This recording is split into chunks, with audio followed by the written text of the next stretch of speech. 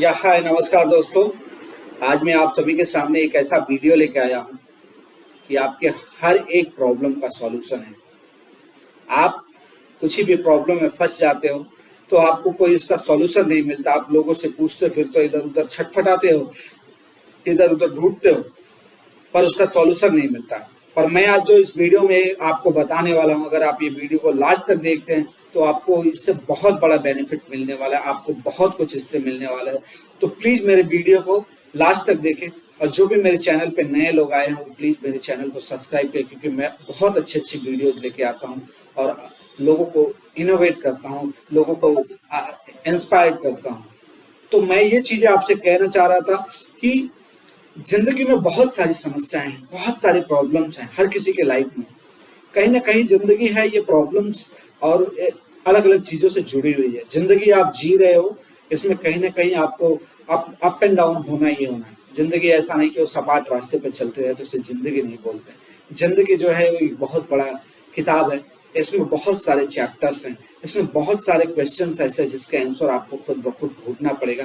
और इसके हजारों आंसर होंगे, एक क्वेश्चन होगा उसके हजारों आंसर होंगे, और उसमें से कौन सा सही होगा, क्या कौन सा उसमें अच्छा होगा, उस चीज को ढूंढना बहुत बड़ा मुश्किल काम हो जाता है। उसमें इंसान अपने तरफ से बेस्ट देता है, फिर भी वो परफेक्ट डिसीजन नहीं ले पाता है, और वो उसमें जो बेस्ट देने के बाद भी उसमें वो मार खा जाता है, फिर बोलता है हमारी जिंदगी अच्छी नहीं चल रही, मैं परेशान हूँ, मेरा कोई भी फैसला लेता हूँ वो अच्छा नहीं होता और मैं इसमें फेल ही होता चला जाता हूँ। जैसे कि आपका कोई बिजनेस है, आप कोई बिजनेस करना चाहते हो, उसमें प्रॉपर प्लानिंग सारी चीजें की आपने, उसका किया, एनालिसिस किया, पर उसको परफेक्ट एनालिसिस ना कर पाने की वजह से आप अपने आप पे भरोसा किए, दो चार लोगों से डिस्कस किया और बिजनेस में कूद गए, फिर वो बिजनेस ग्रोथ नहीं कर पाया, वो बिजनेस आपका प्रोग्रेस नहीं कर पाया और उसमें आप डंप में चले गए। तो बोलते हैं कि अब मैं इसमें गिर गया हूँ, मेरे से हो नहीं पा रहा है और ये चीजें मेरे लाइफ में, मेरी किस्मत ही खराब है। या फिर आप पढ़ाई कर रहे हैं, पढ़ाई में आपका ये एक अपना इंटरनल डिस्कशन है, या फिर आपने ये मान लिया कि मेरे को इसमें 90% लेके आना, मैं बहुत मेहनत कर रहा हूँ, ये आएगा ही आएगा, पर इसके उतर इतर आपका रिजल्ट आता है जो आपके सोचे हुए सपने के हिसाब से नहीं आता है, वो उससे काफी कम आता है, आप हतोत्साहित हो जाते हैं। फिर वो सोचते हैं कि मैंने तो अच्छा किया था, ऐसा किया था, वैसा किया था, फिर इसका जो आपका एक्सपेक्टेशन था उसके हिसाब से रिजल्ट नहीं आया। तो फिर आप जो है तरह तरह की बातें आपके दिमाग में आने लगती हैं और आप वो इस पे एनालिसिस करते हैं कि इसको कैसे आगे और अच्छा इम्प्रूव किया जाए। फिर भी वो चीज़ें आगे जाके वो चीज़ें नहीं, तो आप डीमोटिवेट होते जाते हैं और आप जिंदगी से निराशा के गर्त में चले जाते हैं। या फिर किसी के लाइफ में कोई चीज़ है जो अंडरस्टैंडिंग नहीं बन पा रही है, पति पत्नी हो या फिर घर परिवार में कोई भी हो, तो इस तरह की तरह तरह की बातें होती हैं जिसको लेके बहुत सारे प्रॉब्लम्स होते हैं लोगों के मन में। तो इन सभी चीज़ों का मैं सॉल्यूशन लेके आया हूँ, आप इस वीडियो को लास्ट तक बने रहिए, आपको एक एक करके सारी चीज़, अगर हर किसी समस्या का अगर समाधान आपको ढूंढना है तो इसका एक 8D फॉर्मूला है। 8D फॉर्मूला क्या है मैं आपको बताता हूँ। 8D फॉर्मूला, कभी भी कोई भी आप अगर डिसीजन लेने जा रहे हो अपनी लाइफ में, तो उस चीज को आप दिमाग में डिसीजन जो लेते हो उससे कुछ नहीं होता, उस चीज को रिटन डाउन करो। कोई भी कोर्ट में अगर आपका कोई केस होता है तो उसको लिखित में लिया जाता है, तभी जाके उस चीज का लिखित देते हो, एविडेंस देते हो, तभी जाके वो चीजें आप उसको क्लियर कर पाते हो। आप पेपर में लिखते हो तभी जाके आप क्लियर कर, आप किसी जॉब में हो वहां पे आप रिटर्न कम्युनिकेशन में सारी चीजें होती हैं तभी जाके होते, वर्बली नहीं होती। तो आपके लाइफ का डिसीजन है, आपको प्रॉब्लम्स में हो तो उसका भी डिसीजन हो रिटन डाउन करके ही करना पड़ेगा। तो 8D फॉर्मूला क्या है मैं आपको बताता हूँ। सबसे पहले क्या है कि आप प्रॉब्लम स्टेटमेंट, आपकी जो भी प्रॉब्लम है उसको नोट डाउन करो, उसको लिखो प्रॉपरली कि आपका ये प्रॉब्लम से किसी एक प्रॉब्लम जो आपकी लाइफ में है, जो सबसे ज्यादा क्रिटिकल इशू है, उसको लिखो कि आपके लाइफ में ये इशू है। इसको आप जो जिस चीज का डिसीजन नहीं ले पा रहे हो जो आपके लिए क्रिटिकल है, देन क्या करो, उस चीज को टीम बिल्डिंग करो। आपकी लोग जो भी इस समस्या से जुड़े हुए लोग हैं, जो आपको समझते हैं या फिर जो आपको सपोर्ट कर सकते हैं, या अकेले कोई चना भाड़ नहीं फोड़ सकता, आपको लगता ये है एक लोग दो लोग जो भी हैं, उनको उन लोगों को टीम में इन्वॉल्व करो और उनसे वो प्रॉब्लम डिस्कस करो।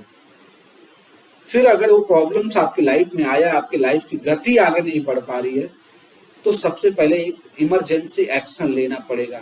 इंटर इंटर्न एक्शन लेना पड़ेगा, उसमें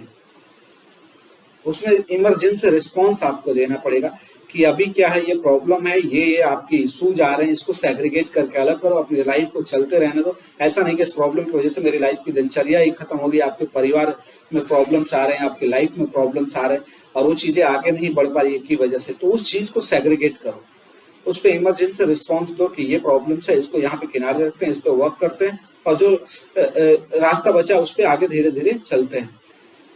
देन क्या करो आप, ये आपका 8D में जो आपका D1 है वो प्रॉब्लम स्टेटमेंट है, D2 है वो टीम बिल्डिंग है और D3 है इमरजेंसी रिस्पॉन्स देना और D4 है root cause analysis, why analysis इसमें करना पड़ता है।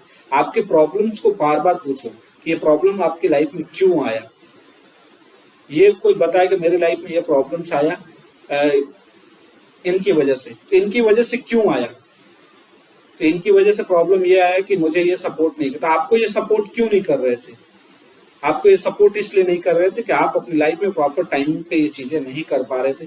तो आप ऐसी चीज, जैसे मान लीजिए कि आप कोई EMI भर रहे हो, आपका क्या है कि EMI का डेट बाउंड हो जा रहा है, आप भर ही नहीं पा रहे हो, आप परेशान हो, तो आप EMI क्यों नहीं भर पा रहे हैं? EMI इसलिए नहीं भर पा रहे हैं कि हमारा सैलरी टाइम पे आ नहीं रहा है, हमारे पास टाइम पे, आपके पास टाइम पे पैसा क्यों नहीं आ रहा है?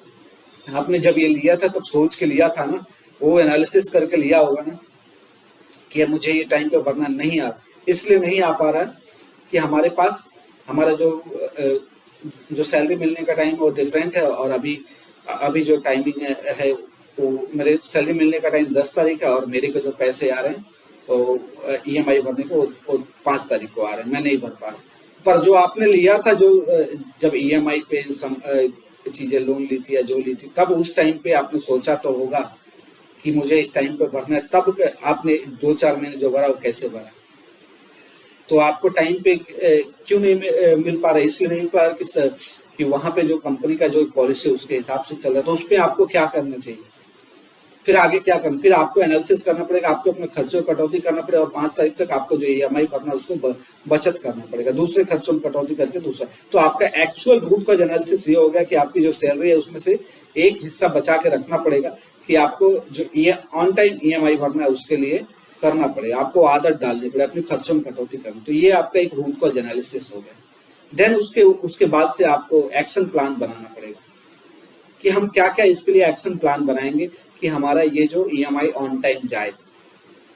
तो इसके लिए एक्शन प्लान आपको बनाना पड़ेगा कि मुझे अपने सैलरी का एक हिस्सा रखना पड़ेगा, अपने खर्चों में यहाँ कटौती करना पड़ेगी कि हमारी लाइफ की गति भी ना रुके और ये भी चीजें और मेरा मेंटल प्रेशर भी मेंटेन रहे और जो मेरा क्रेडिट स्कोर है वो भी बेहतर हो और EMI का जो लोन है उसमें भी मेरा फॉल्स ना हो। फिर देन उसके ऊपर करेक्टिव एक्शन लेना पड़ेगा कि क्या करेक्टिव एक्शन लेना है, कि जो आपने एक्शन प्लान बनाया, जो रूट कॉज फाइंड किया, उस पर करेक्टिव एक्शन लेना पड़ेगा कि आपने इस चीज को ऑन टाइम भरा। फिर उसके ऊपर से आपको प्रिवेंटिव एक्शन लेना पड़ेगा। प्रिवेंटिव एक्शन ये होती है कि इन फ्यूचर कभी प्रॉब्लम्स ना आए। करेक्टिव एक्शन वो चीजें होती है कि प्रॉब्लम्स आई उस चीज को रोक के आगे उसको रास्ते बना के चला दिया, मेंटेनेंस कर दिया। और जो भी एक पॉलिसी बनानी पड़ेगी, एक अपनी लाइफ में एक रूटीन बनाना पड़ेगा कि ये EMI का जो टाइमिंग है जब तक है तब तक मेरी ये एक रूटीन हो गया, एक प्रिवेंटिव एक्शन हो गया, उसको डॉक्यूमेंटेड करे या फिर जो भी करे डिस्प्ले करे कि वो चीजें। देन ये चीजें आपको 3-4 महीने वेरिफिकेशन करना पड़ेगा, सारा चीज 3-4 EMI तब जाके आपका ये 8D क्लोज होगा, फिर आप रूटीन में आ जाओगे। तो 8D का प्रोसेस क्या है? पहला आपको प्रॉब्लम स्टेटमेंट प्रॉब्लम लिखना है, दूसरा आपको टीम बिल्डिंग करना है, तीसरा आपको इमरजेंसी रिस्पॉन्स लेना है उस टीम के साथ डिस्कस करके, देन रूट कॉज एनालिसिस करना है, चौथा 4D। 5D है आपका कि एक्शन प्लान लेना है, 6D है करेक्टिव एक्शन लेना है, 7D है आपका प्रिवेंटिव एक्शन लेना है और 8D है 3-4 EMI तक उसको वेरीफाई करना है कि हमने जो डिसीजन लिया उसको प्रॉपर कर रहे हैं कि नहीं कर रहे हैं। आपकी हर एक समस्या का समाधान ऐसे ही होगा। ये 8D फॉर्मूला जो है ना, ये गूगल पे मिलेगा, मैं इसमें डिस्क्रिप्शन में लिंक दे दूंगा आपको कि 8D फॉर्मूला कैसे काम करता है। 8D फॉर्मूला का प्रोसेस क्या आपको अच्छे से समझ में आ जाएगा, उसका एक फॉर्मेट है, उस चीज को एनालिसिस करोगे पता चलेगा। बहुत सारे लोगों को चीजें समझ नहीं, पर जो एक प्रोफेशनल बैकग्राउंड से उनको ये वीडियो अच्छे से समझ में आए, क्योंकि वो एडी को समझते हैं। बट लाइफ में जो मैंने बताया काफ़ी आसान करके बताया, हर किसी को समझ में आ गया, ये चीज़ें डेली रूटीन में रहेगी तो हर एक समस्या का समाधान ये ऐसा ही होता है, बिना किसी एडी। ये प्रॉब्लम सॉल्विंग टेक्निक्स है। लाइफ में किसी को कहीं पे कोई दिक्कत है तो प्रॉब्लम्स ही है, दूसरा कोई दिक्कत नहीं है। हर किसी के लाइफ में प्रॉब्लम्स ही है, चाहे वो आपके लाइफ की प्रॉब्लम्स हो या फिर ऑर्गेनाइजेशंस की प्रॉब्लम्स हो या फिर किसी पॉलिटिक्स में प्रॉब्लम्स ना आए तो कोई मतलब ही नहीं बनता, कहीं पे कोई आवाज ही नहीं उठेगी, हर चीज अच्छे से चलता रहेगा। तो कोई भी चीज अगर एक्शन लिया जाता है, बेहतर किया जाता है, तो प्रॉब्लम्स को टर्मिनेट करने के लिए, प्रॉब्लम्स को रिड्यूस करने के लिए, प्रॉब्लम्स को एलिमिनेट करने के लिए किया जाता है। तो प्रॉब्लम सॉल्विंग टेक्निक्स है, टूल्स है ये, इनका यूज हर किसी को अपनी लाइफ में करना चाहिए। आपके घर की किसी भी समस्या को है तो बैठ के सोचोगे तो इससे क्या होगा, जो समस्या आपके दिमाग में दिन पर दिन बनी हुई है वो एक पॉलिसी के थ्रू बन, आप उसे सॉल्व कर सकते हो और आगे बढ़ सकते हो। उसमें बहुत ज्यादा बेहतर आप रिस्पॉन्ड, पर इतना तो जरूर हो जाएगा, उस पॉलिसी पर अगर आप काम करोगे तो आपको 50% तो बेनिफिट मिलेगा ही मिलेगा। तो मेरे हिसाब से ये जो चीजें थी मैंने आपको बताई। आपको कैसा लगा ये मेरा वीडियो, इससे आपको कितना बेनिफिट होता है, आप अपनी लाइफ में इस चीज को उतारिए और इस कमेंट करके बताइए कि मेरा वीडियो कैसा लगा और ये मेरा जो टेक्निक्स है आपके लिए कितना कारगर हुआ। और जो भी मेरे चैनल पर नए हो, मेरे चैनल को सब्सक्राइब करो, मेरे वीडियो को और ज़्यादा से ज़्यादा शेयर करें, लोगों को काफ़ी ज़्यादा इस चीज़ से बेनिफिट मिले और लोग इस चीज़ से काफ़ी इंटरेस्टेड हो। बहुत बहुत धन्यवाद।